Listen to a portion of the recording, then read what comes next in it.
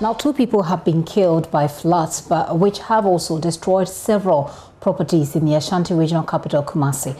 A 2-year-old toddler named Mohammed Awal is one of those killed as he was swept away by the flood waters on Wednesday night. His body was retrieved on Thursday morning by a team of rescue officers. Kejetia reports. Behind me is a food bridge that connects Angunaga and Susuechi communities here in the Oforikro municipality. Yesterday, as the community experienced heavy downpour, we are told this particular food bridge, which was constructed under the auspices of the assembly member for this area, broke down and the flood waters swept the bridge away. Unfortunately, 3 people who were crossing the bridge, including 53-year-old second-hand clothes dealer, Akosia Dufie, we are told, was swept away.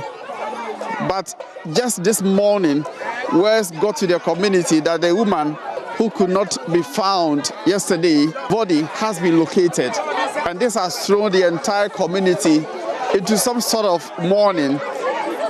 Some of the community members are not happy because they say apart from the support that they have received from the assembly member for this electoral area, they haven't received any central government or the assembly support to construct a permanent bridge. Let's speak to the assemblyman for the electoral area, Solomon Kumi, to give us some updates on this. So how did this happen? It happened yesterday evening when there was a heavy downpour. Around 5:30 there, about getting to 5:45. We experienced a heavy downpour and it was flooded. And we have not experienced that flood before because the bridge that we have constructed is high. So I wonder how the bridge was able to collapse at that particular time. It was flooded, but I don't understand the reason why they have to risk their life in order to cross the bridge by that time. Because it's level with the bridge, and a lot of people were trying to cross to the other communities. Even for them to do one at a time, I think would have helped at that time. But all of them, they decided to just walk on the bridge. I think that landed. One woman was around telling that they should stop, nobody should walk on the bridge. But some of them, they turned ear deaf on what the woman was saying, and they just walk on the bridge. That unfortunate incident has what has happened. We have lost a life, and it's not something we have to celebrate. My people, they are angry, they are mourning because a 53-year-old woman, Akosia Dufie, has lost his life. He's having 3 children and have reported this case several times. This bridge have been fixed 5 times. When I assume our office 1 year, 6 months, I have fixed this bridge 5 times. And this one is community initiative project where the municipal helped me a little bit in order to construct this last year November. So that they say they have awarded the contract to one contractor. IPEP have given the contract to someone to come and do it for us. I've been calling the contractor, and the contractor says you have not been paid. For that reason, you can't come and fix the bridge for us. And look at the trauma that we find ourselves right now. Right now, my people cannot even get access to the other community. They are stranded. When you go to Pentecost, the road, the bridge linking Anraga and inside state has also been broken down. The children are at home. They are no longer schooling because where are they going to pass? And it's become a heritage to the community. And this is the problem that we find ourselves right now. So I will urge each and everyone, especially the government and those people in the hierarchy, to come and help us. I don't know whether the name Anraga, if you request for anything, they don't want to mine us. Okay, so let's get into some details here. You said you reported this several times. Yes. To who? At what point in time and at what level? I have written personal letter to the assembly several times. Urban Road Director, I have Oforikro Municipal Assembly. I have also gone to the Urban Road Director, Mr. Gambra, in order to, you have come here, a lot of people, even the last year, Minister of Road, Amakwata, and the entourage also came here. Murder Bed Authority, they also came here last year. I have reported several times to the top hierarchy. You know, the MP is even aware. He came around the last time that we were constructing this. He promised that they have also awarded the contract. I have tried all what I can, even the regional minister and those people. I have exhausted all the places that I have to even attend to, and yes, so no avail. And this is the problem that we find ourselves. Right now, we have lost a life. What are we going to do? We cannot bring the person back to life. Are you getting me? Our life is precious than what even we want to even do. Okay, so at this point in time, when the footbridge has broken down, this is total collapse. How would residents in these communities survive? Right now, it's not easy for us. It's not easy for us. Right now, I'm even crying. I'm sad. It will be very even difficult for us to cross the bridge to the other side. Students are here. They can't go to school. Business people are there. They can't also cross to this community to come and buy anything because it is just that they come to buy certain things. They also go there to buy certain things. Right now, unless go and pass so and so.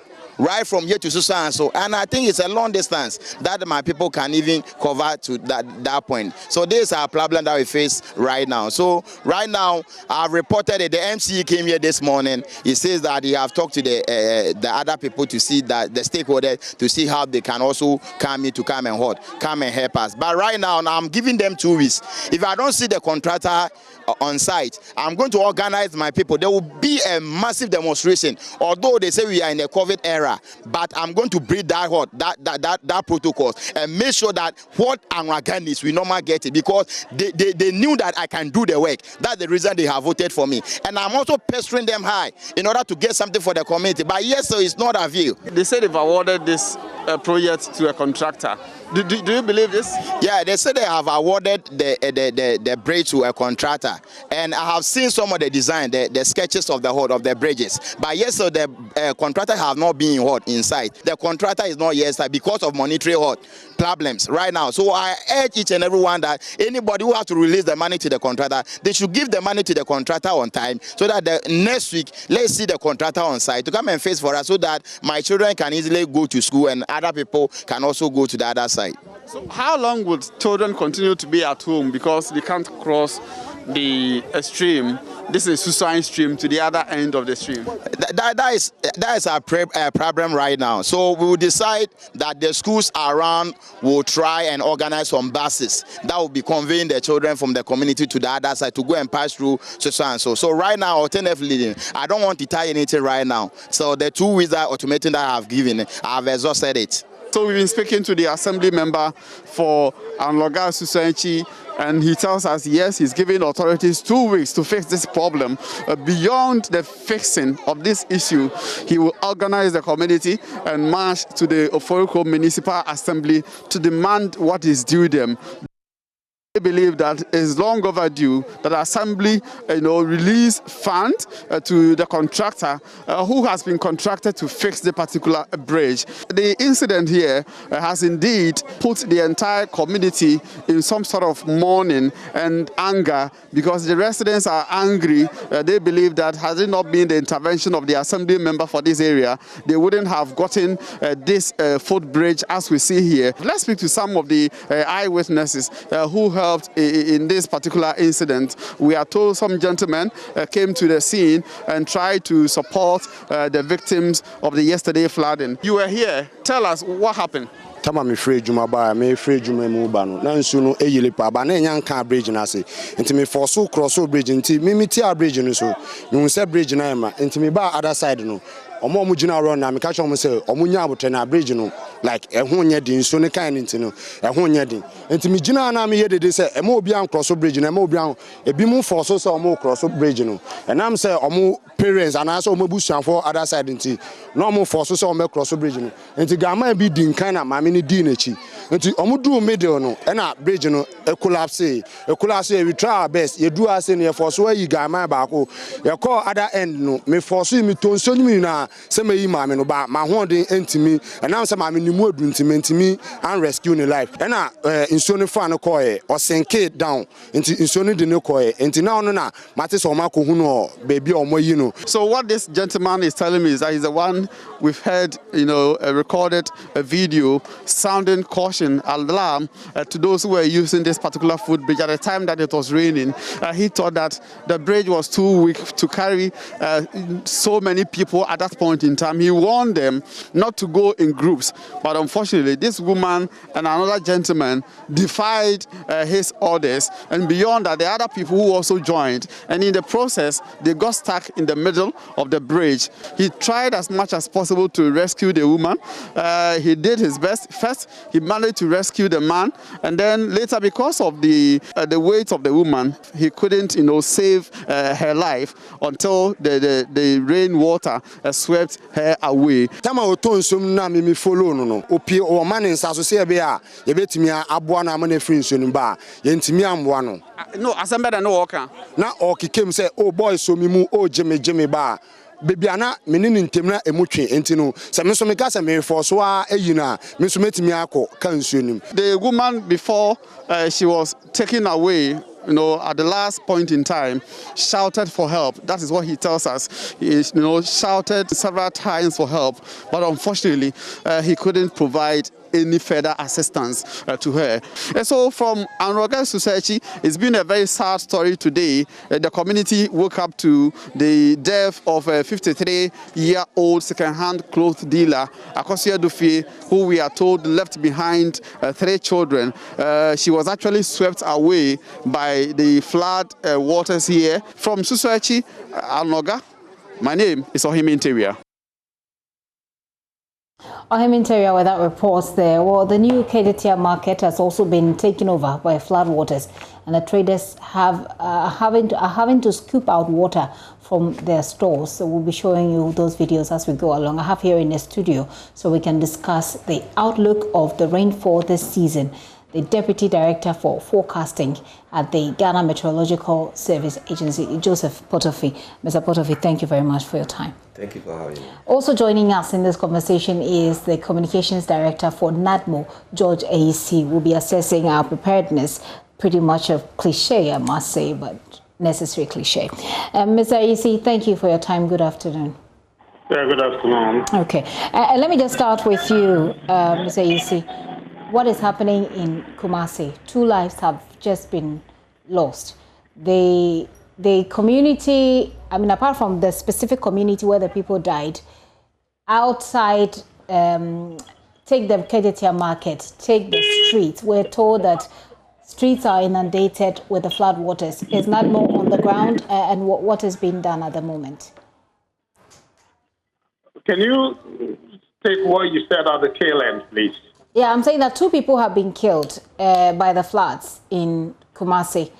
But I was referring to the other properties that have been affected, people's properties that have been affected, and asking whether or not NADMO is on the ground at this point and what is being done.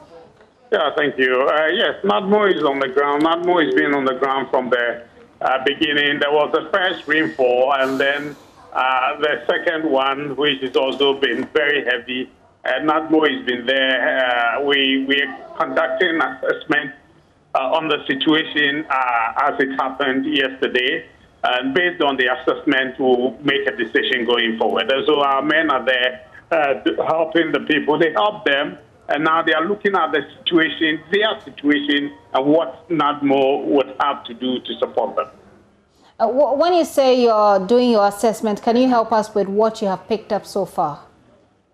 Oh, yeah, as you said, there have been some loss of lives. A lot of people have been displaced as a result of the heavy rains, and we are assisting them to put up in some schools, churches, and maybe community centers and co. And so that's what we are doing. And then, based on that, what is it that we would need to support them in the immediate time?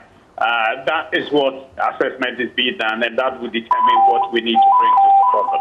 Okay, Mr. Isi, hang on for me. Let's listen to the Meteorological Agency. Maybe they can walk us through the patterns, and then you can walk us through what on your part you're doing or can do about the patterns that will come up. Mr. Potofi, thank you for your time once again. Some people, of course, have had long-held perceptions about the extent of precision that the Meteorological Agency, can predict the weather. Has there been any changes that gives us a lot more confidence in the level of precision with the reports we get from the agency? Thank you very much. Thank you for having me. Yes, there have been a lot of changes. Yes, in the olden days, perceptions are very difficult to eradicate from people's mind. One, perceptions have been formed. Even the young ones that are coming, parents will still be putting those perceptions in their minds. So it is very difficult, but we are doing our best. Currently, the equipment that we have for doing forecast is the state-of-the-art equipment. Okay. We run our own models. We depend on UK Met Office model. We depend on European Meteorological model. We depend on NOAA, which is the American model. So we bring all these models together before we do our analysis. Okay. And we run our own Ghanaian model, which we call the WAF model, both for atmospheric and for marine. So we bring all these things together. And then we also, fortunately for us, we have a satellite receiver. And with the satellite receiver, what it does is that it is able to give us 15 minutes state of the atmosphere, every 15 minutes. So currently, I can tell you where and where and where and where in the country that it is raining currently. Did we predict what happened in Kumasi? If we did, then maybe we can go to NADMO and ask what sensitization went on for the people. Yes, when you look at yesterday's forecast and the previous day forecast, it was there. And you see, for you, forecast is a prediction. So what we've done now is that to put a probability on it. And when you look at what was happening yesterday, the probability was around 80%. So it means at all costs it must come. At certain times, you look at it and you put 30%. It means, yes, there are other conditions might impede the coming of the rainfall. So those are some of the things that we are doing. And we believe that the public should just try to listen to us, and then we'll be able to save life and property. So yesterday, the day before yesterday and yesterday, you're saying that there was a prediction that there would be about 80% certainty of rain. Yes. In Kumasi. Yes. Mr. Eyewitness, do you, I think the last time we spoke, or over the period that we've been talking, you've indicated that you work with the Metro agency. Was this information about Kumasi available to NADMO? Okay, I've lost Mr. Eyewitness. I was just going to ask him whether this information was available to NADMO and whether or not some sensitization went on. We know that NADMO has been doing a lot of sensitization, trying to get people to even move to higher grounds, but we don't know whether or not this specific information was made available to them. Mr. Potovic, can you help us? This information, did you share it with the NADMO? NADMO is the first agency on our radar. Okay. Because they need to mobilize. So we make sure that whatever forecast we have, NADMO are the first recipient of that forecast before it even goes to the media houses, the fire service, the police, and the rest. Okay, hang on for Mr. Potovic. I'll come back to you. I do have Mr. Eyewitness once again. Mr. Eyewitness, I was asking whether the information was made available to you that 80% certainty there would be rains in Kumasi, which the city is at the moment inundated with. Mr. Potovic here tells me you are the #1 on their radar, so I assume that this information was given to you. What sensitization went on for the people in Kumasi? Yes, NADMO and Matthew work in tandem. Anytime they get a report, as you said, we are the first to get it. And when we get it, we transmit it to our regional directors and then district directors to be aware, and then relay it to the members of the community by whatever means, whether community radio or the megaphones and others in communities. So that's what we do every day. In fact, sometimes they give us the updates twice in a day. And so, yes, they work with us, and we also relay it to our officers on the ground. So I just want to understand the process between you receiving the information perhaps here in Accra and the information being received on the ground in Kumasi and then subsequently being forwarded to the people. Yes, not more. We have a system, our EOC system. So once we get the information, we send it through our EOC to the region, and then to some districts have the EOC. And so they take the information, and then those who don't have it, the regions take it and then get it to them, especially when those places have been specifically identified as going to be affected. We relay it through our radio system and then the EOC.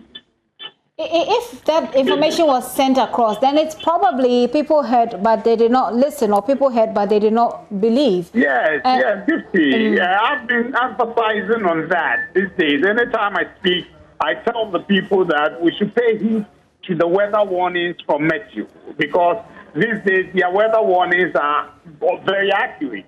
And so we shouldn't take it for granted that it comes, NADMO has brought it, yet we don't care about it. We should begin to pay attention to the weather warning. That's what we emphasize on to our people to get it to the ground. But you know that emphasizing doesn't necessarily, do the trick. And I see that NADMO is doing a lot of, community engagement where you are telling people to move to higher ground, for example. Maybe we need more of that. And perhaps if that had been done, 2 people, including this toddler, this child who had a whole life to live, would still be alive. Yes, but you see, where they live is the situation. They find it difficult to identify. Maybe, they say NADMO and Matthew are saying we should evacuate from this place until the rains are over. And some, they will pay it and move. Others do not. They feel it's as usual. We've lived here and we can endure it. Okay, let's hear the patterns to expect in the next coming, weeks or months, and then I'll come to you, Mr. Yisi, so you walk us through what the plan is to do with it. Mr. Potofi, what are we to expect going forward? I mean, if there is any level of precision you can give us as to what to expect, then we can work with NADMO to see how we can protect ourselves. In front of me, I just received the weekend weather forecast. And when you look at it, it's saying that the coastal areas, tonight, there will be isolated thunderstorms with rain. Tomorrow, there will be scattered thunderstorms. Isolated means pockets. Okay. Scattered means it will be more than pockets. Then we have widespread. Okay. When it comes to the middle belt, where Ashanti region, Brong-Ahafo, and native barons, today we have isolated thunderstorms of rain. And when you look at the satellite imagery currently, you see pop-ups coming up. Okay. So definitely it will rain in some of those areas tonight. In the Ashanti region? Yes. Okay. Do we know the specific areas? Is that possible to access? On my system at the office, I can point the cursor to give me the longitude and latitude, and I can refer it to Google and I'll get the exact city or exact town where the system is. Okay. So we are in June. June, for the south and the middle belt, June is the maximum. How will I say? Is it time to expect the maximum rainfall? Yes. Okay. Fortunately for us over Accra, this year has not been good for us at all. Has not or will not? Has not, because already we are getting out of June. We are only hoping to look at the system and see whether how will the sea surface temperature behaved, and that also tells us how the minor season will go for us. But for Accra, fortunately for us, unfortunately for us, we were not having those heavy rains, and that's why we are not getting the floods. But let me bring in something. As for the flash flood, they will always come. Okay, sorry to interrupt. Does it mean that we'll be seeing more of these rains in the Ashanti region and less of that in the capital? Very well. In Accra. Very okay. So maybe NADMO could note that bit, and then I'll come back. So please go ahead with the point. Yes. So what I'm saying is that yes, the resilient levels of the cities are becoming low and low and lower, because of the superstructures that we are putting. And when we put the structures, we paved everywhere. Now when you paved and it rains, the water needs to percolate into the soil. But now you paved, so there will be a lot of runoffs. The same drainage systems in the 40s, in the 60s are still what we have today. But we have more water coming in. So when it happens like that, floods will get into our homes, into our offices, into our properties. And if we don't take care, it will take our lives, like what happened in Kumasi. But we believe that people know where they live. We all know where we live. But we know that the climate is also changing. So when you expect rain, the rains may not come. But when you don't expect it, is actually when it comes. Yes, but when the rain starts coming, first day, second day, you should start thinking when you are in a flood-prone area. You could die on the first day. It depends on the test. But the first day, because the soil is not percolated. It's much safer. It's much safer. But when the soil is saturated, then boom, the flash flood comes in. And let me come to you, Mr. Yisi, as we wrap up this conversation. We have been told that we should expect more rains in the Ashanti region or in those areas, and I think less of that in Accra, which sounds good, by the way, even though it might not be good for farmers. What is the plan? Hey, yeah, you know. Ms. Hasey, If you can hear me, I was asking about the plan for the Ashanti region, as we are told that we should expect much more rains over there. Is there the plans for Ashanti so region? Mr. Isi, okay, there you are. Mr. Isi, go ahead. The plans for Ashanti region, yes. Yes, because we're hearing from the Meteo agency now that we are to expect more rains in the Ashanti region this year. Yes.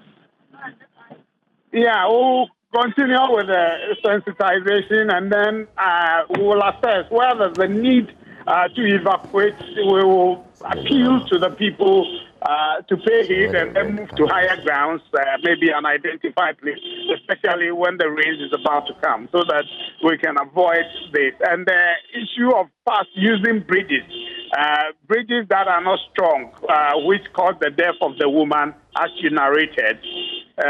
We look at some of those ones. If we need to stop it, we stop people from using it. That's what we'll be doing immediately. I've run out of time, Mr. Isi. Thank you very much for joining us with your thoughts. Mr. Potofie, let me take your final words as we go forward. Yes, I think as we go forward, people should be conscious of the weather. Make sure that at least you get the weather before you get out. The weather even determines what you wear. Okay. Determines what you wear. So let's have confidence in Meteo. We'll definitely get there. Because fortunately we are in the tropics. It is not like we are in the subtropics. For them, I've seen a sign line. It will rain to rain. But we are in the tropics. The equator, there are so many forces that is interplay. Okay. So naturally, especially when we are in the rainy season and we forecast, that you take it. Because we have a satellite that can tell us what is happening everywhere, every part of the country. We have a satellite. As I showed you here, you can see all where the red spots are dangerous. I see. And this danger that you are showing us, I'm seeing it mostly around the southern parts of the country. This is the southern part. So it's raining heavily around Takoradi area. It's raining heavily around the red one is raining heavily at the moment. And then it's raining a lot around this side as well. And this area getting to Kumasi, this around Eastern Ashanti region. Okay.